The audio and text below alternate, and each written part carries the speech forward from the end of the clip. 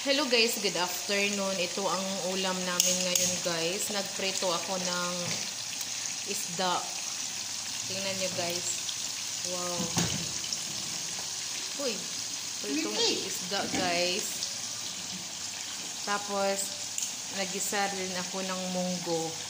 Oh, tingnan nyo guys, ang munggo namin guys. Unlimited munggo. Unlimited talaga siya guys. Ang dami-daming munggo. Tapos nilagyan ko lang siya ng okra at saka cabbage. Yan lang. Wala nang ibang sahog. Ang sarap-sarap niya guys. Daming munggo talaga guys. Tapos 3 lang kaming kumakain nito guys, 'di ba? Ano ito lang, gulay lang ngayon guys. Pahaba ng buhay. Wow, sarap-sarap talaga. Tapos ito pa yung isda. Pritong isda. Oh, you see?